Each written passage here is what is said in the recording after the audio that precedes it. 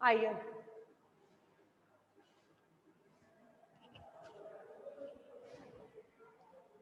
ये पढ़ रहे थे अपन, फलक ए बी एफ ई के मध्य बिंदु पर सदिश क्षेत्र के U1 घटक का मान। मैंने दो फलक लिए ए बी एफ ई और OCDG, और ये दोनों पृष्ठ किस वक्र के लिए बात कर रहे हैं? U1 वक्र के लिए।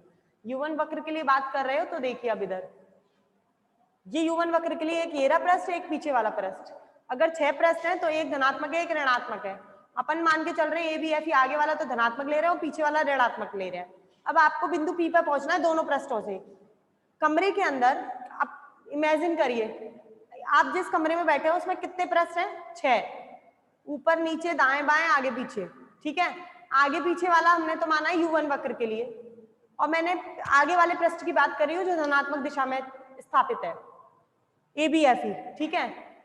बीच में, अपने कमरे के बीच में कोई भी एक चेयर रख दीजिए। अब आ रही है वॉइस? आ रही है? ओके, देखिए दोबारा सुनिए। इसको समझने के लिए सबसे अच्छा एग्जाम्पल है आपका कमरा जिसमें आप बैठे हुए पढ़ रहे हैं। उस रूम के 6 पृष्ठ हैं, आगे पीछे ऊपर नीचे दाएं बाएं, ठीक है। जो पृष्ठ आगे पीछे वाले हैं उनको लेके चल रही हूँ, उनमें से आगे वाले पृष्ठ की बात कर रही हूँ जो U1 वक्र के लिए। आपने क्या कर दिया, रूम पर, अपने रूम के बीच में एक चेयर रख दीजिए। उस चेयर पर आपको सदिश क्षेत्र का मान ज्ञात करके लाना है, ठीक है। आपने कमरे के आगे वाली दीवार से आप चलकर आएंगे और बीच में जो चेयर रखी है वहां आके बैठ जाएंगे। लेकिन दूरी जो आपकी है U1 वक्र के लिए, वो कुल दूरी कितनी है? H1 DU1। जब आप कमरे के एक पृष्ठ से चलकर दूसरे पृष्ठ पर पहुंचते हैं, मतलब कमरे की आगे वाली दीवार से चलकर पीछे वाली दीवार तक पहुंचते हैं, तब आप दूरी जो तय करते हैं वो करते हैं U1 वक्र की दूरी के बराबर, H1 DU1। लेकिन जो चेयर रखी है वो आपके कमरे के बीच में रख दी गई है, तो मतलब आपके जो फ्लक्स है उसे चल के जो आना है वो केवल कमरे की एक दीवार से बीच वाले चेयर तक चल के आना है। अगर चेयर तक चल के आना है तो वो पूरी दूरी कवर नहीं करेगा फ्लक्स। वो फ्लक्स जो दूरी कवर करके आएगा वो आधी दूरी कवर करके आएगा। पूरी दूरी तब कवर करता है जब वो आगे वाले दीवार से पीछे वाली दीवार तक जाता है। लेकिन चेयर बीच में पड़ गई जहां पर उसको बैठना है, तो इसका मतलब वो दूरी जो चल के आया वो कितनी दूरी थी? आधी। और पूरी दूरी H1 DU1 थी, तो आधी दूरी कितनी हो जाएगी? H1 DU1/2। अब निकालते हैं U1 घटक का मान। U1 घटक के लिए जो सदिश क्षेत्र का मान लेके चलेंगे वो A1 लेके चलेंगे। वहां से A1 आगे वाले पृष्ठ से लेकर बीच तक आएगा, तो A1 के सापेक्ष दूरी में परिवर्तन जो होगा वो अपन निकाल चुके। कितना परिवर्तन होता है A1 के परिवर्तन की दर? Delta A1/H1 DU1। परिवर्तन की दर निकालिए, क्योंकि आप A1 जो है वो दूरी के सापेक्ष परिवर्तन हो रहा है। जब आप वहां पर थे A1 कुछ और था, जैसे जैसे आगे बढ़ते गए दूरी का मान बढ़ता गया और दूरी के सापेक्ष A1 में परिवर्तन आता गया, और वो परिवर्तन अपन निकाला था वो कितना था? Delta A1/H1 DU1। और वहां से वहां तक जो दूरी तय करी वो कितनी? आधी दूरी तय करी, H1 DU1/2। जो अब कुल मान ज्ञात करना है। कुल मान ज्ञात कैसे होगा? जब आपने जो वो लिया है पृष्ठ, वो लिया है आपने धनात्मक पृष्ठ, तो दोनों के बीच में साइन किसका लगेगा? प्लस का। अगर माइनस का साइन तब लगाऊंगी जब मैं पीछे वाली दीवार की बात करूंगी, OCDG, क्योंकि आप पीछे से चलकर वापस बीच में जाएंगे तो भी दूरी आधी तय होगी। लेकिन आप रिवर्स डायरेक्शन में जाएंगे, मतलब पीछे चल के जाएंगे, उल्टा जाएंगे। वहां से सीधा चल के आ रहे थे तो दूरी जुड़ी, और आगे वाली दीवार से आप पीछे वापस लौटेंगे, रिवर्स जाएंगे डायरेक्शन में, तो दूरी घटेगी। तो मतलब यहाँ क्या साइन आएगा आपका? माइनस। आया समझ में ये वाला कंसेप्ट? कमेंट बॉक्स में दोबारा बताइए ये वाली चीज समझ में आई या नहीं आई। तो निकाला कमेंट बॉक्स।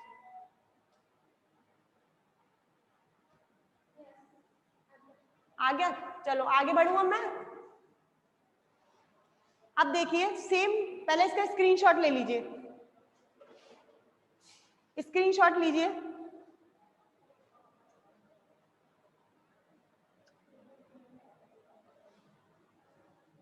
ले लिया? चलिए, ये तो जो मान निकला है वो मैंने लिखा है ABFE के लिए फलक। अब से यही मान लिखना है आपको OCDG के लिए।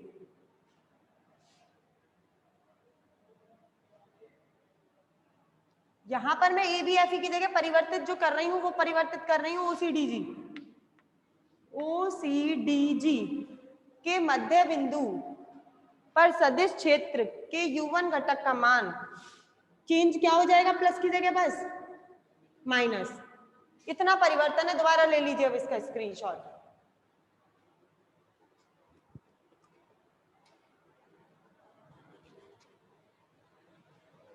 अब करती हूं आगे।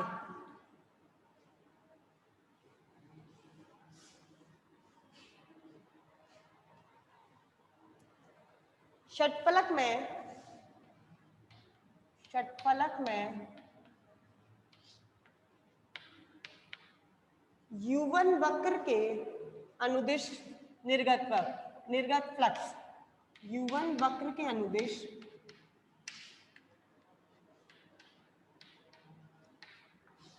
निर्गत फ्लक्स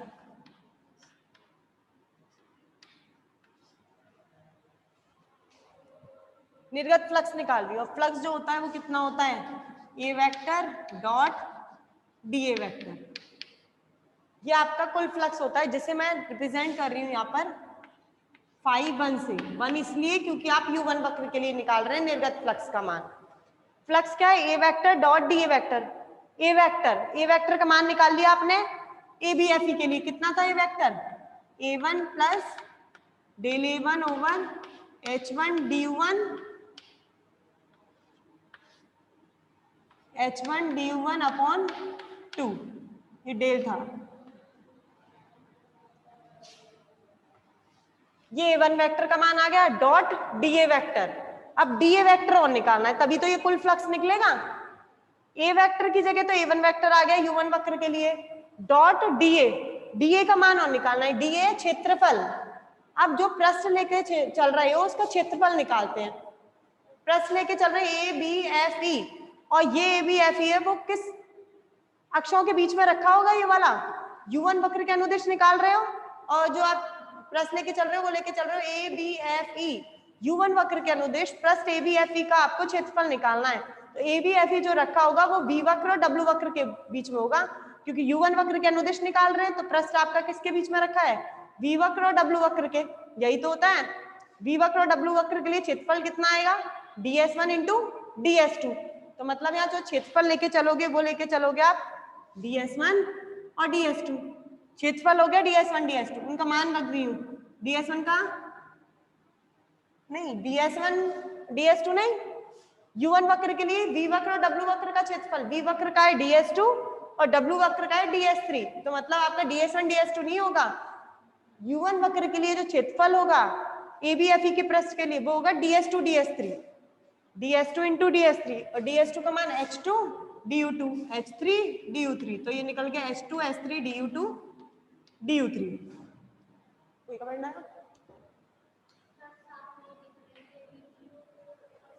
अच्छा, वीडियो साफ नहीं दिख रही है, रुक जाइए 1 मिनट, सेटअप करते हैं दोबारा, करिए।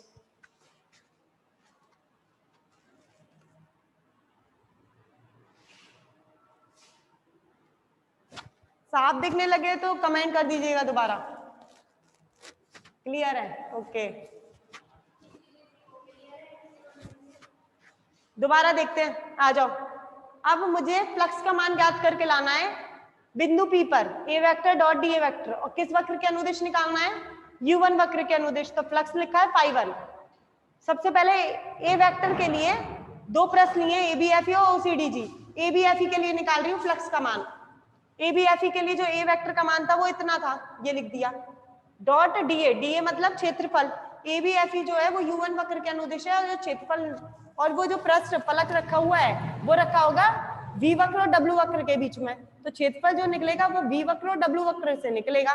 तो V वक्र के लिए जो आपने लंबाई थी DS2 थी, और W वक्र के लिए जो लंबाई थी वो DS3 थी। तो इसका मतलब जो क्षेत्रफल होगा वो कितना होगा, H2 DU2 H3 DU3।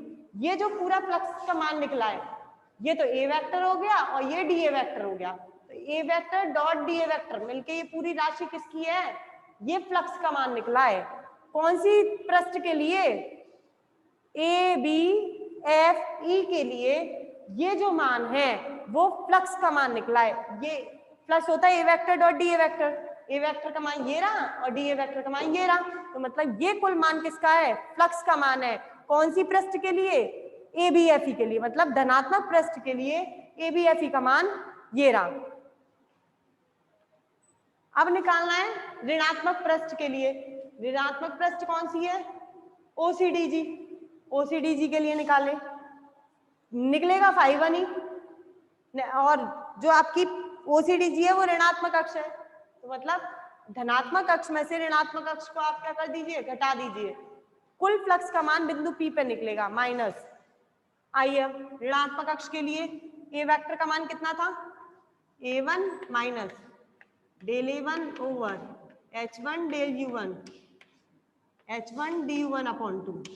फर्क बस इतना ही रहेगा माइनस का, बाकी सब तो ऐसे ही रहेंगे, क्षेत्रफल भी यही रहेगा h2 h3 du2 du3, क्योंकि ओसीडीजी भी जो है वो आपका ऋणात्मक अक्ष में रखा हुआ है, ऋणात्मक में है। ऋणात्मक में भी ऋणात्मक v वक्र के और ऋणात्मक w वक्र के दोनों अक्षों के बीच में रखा है, तो क्षेत्रफल वही ds2 ds3 चलेगा, h2 h3 du2 du3।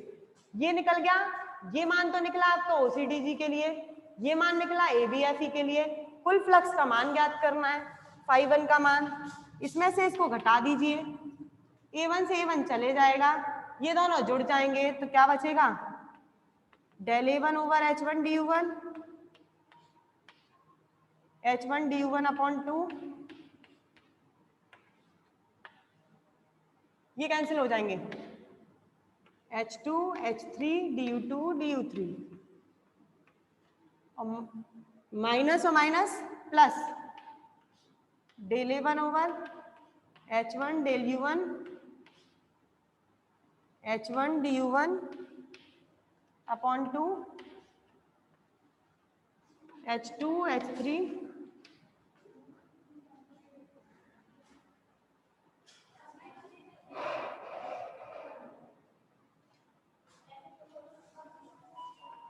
du2 du3, ये मान निकला। आ जाइए, phi1 बराबर del a1 over h1 h1 h1 से h1 गया, इधर भी h1 से h1 गया, del a1 over del u1 du1 upon 2, del a1 over del u1 du1 upon 2, दोनों मिलके कितने हो गए, 1, तो क्या बचा यहाँ पर, del a1 over del u1 और du1 h2 h3 du2 du3 h2 h3 du2 du3 h2 h3, ये आधे आधे थे दोनों, पूरे के नीचे आधा पूरे के नीचे आधा, दोनों मिलके क्या हो जाएंगे, 1, h2 h3 du2 du3। तो phi1 का मान जो निकलेगा वो निकलेगा del a1 over del u1 h2 h3 du1 du2 और du3। ये आई समीकरण नंबर 3। ये जो एक वेक्टर का मान निकला है, ये वाला जो सदिश मान निकला है, फ्लक्स का मान निकला है, कौन से वाले पृष्ठ के लिए, u1 वक्र के लिए। u1 वक्र के लिए जो मान निकल के आया है वो निकल के आया है phi1। इसी प्रकार हम v वक्र और w वक्र का मान ज्ञात करेंगे। यहां तक किसी को प्रॉब्लम हो तो बता दीजिए मुझे, कमेंट बॉक्स में कमेंट करिए।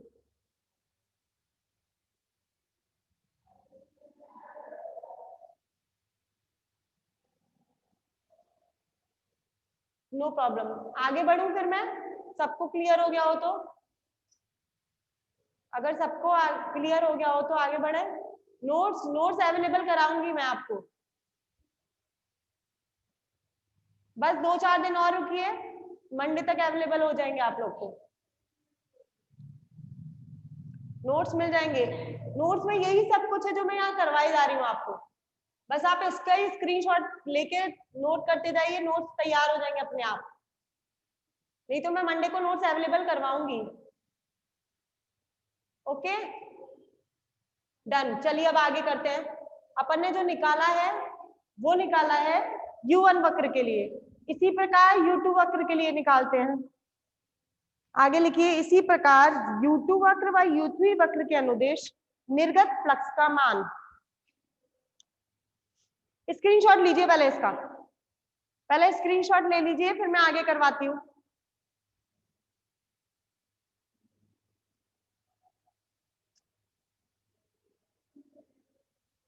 वीडियो क्लियर नहीं आ रही है,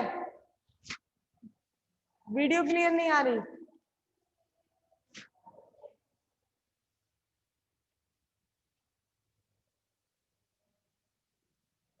ओके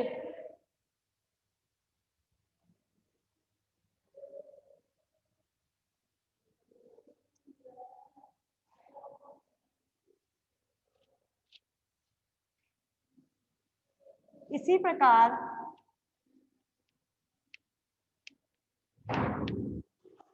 U2 वक्र व U3 वक्र, इसी प्रकार U2 वक्र या U3 वक्र के अनुदिश निर्गत फ्लक्स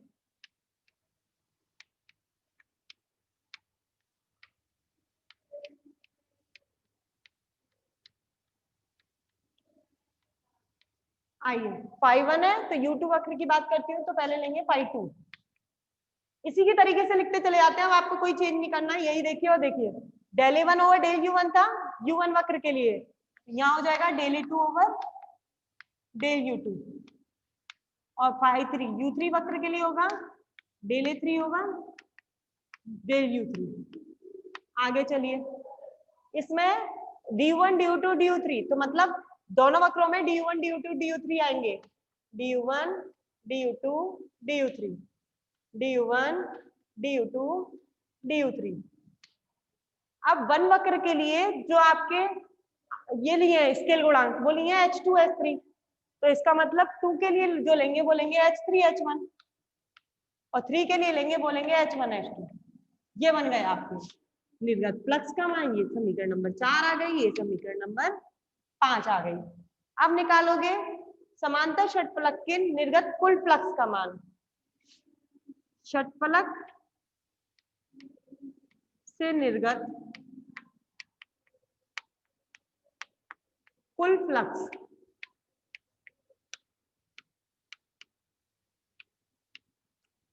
कुल फ्लक्स निकालेंगे तो तीनों को क्या करेंगे, जोड़ देंगे। फाई बराबर A vector dot D A vector, ये कुल फ्लक्स है, इसके बराबर होगा φ1 φ2 और φ3, तीनों को जोड़ दिया। φ1 का मान रखिए कितना निकला आला था, del A over 1 del U1 H2 H3 du2 du3। φ2 का मान del A2 over del U2 H1 H3 du1 du2 du3। तीसरे के लिए del A3 over del U3, इसका मान था H1 H2 du1 du2 और du3। तीनों वक्रों के लिए φ1 φ2 और φ3 के मान रख दिए हैं। अब ये मान रख दिए तो अब देखो इसमें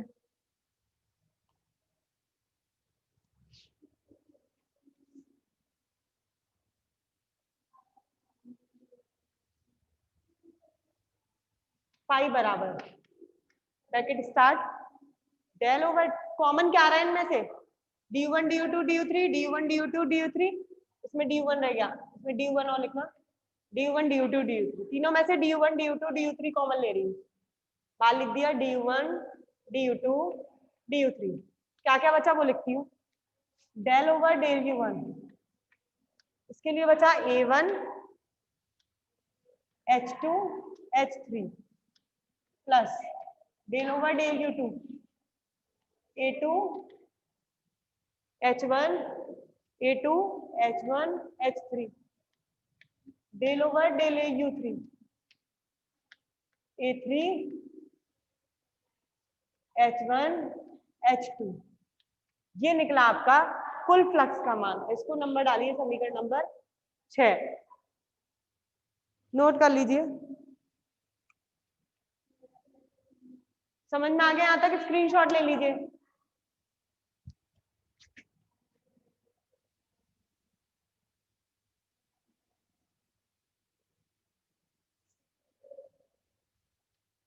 स्क्रीनशॉट लीजिए।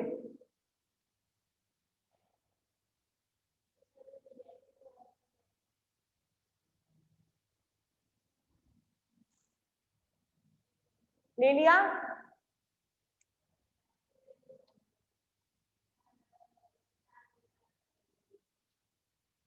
चलिए अब आगे चलते हैं। कुल फ्लक्स का मान निकाल चुके, अब निकालना है डाइवर्जेंस का मान।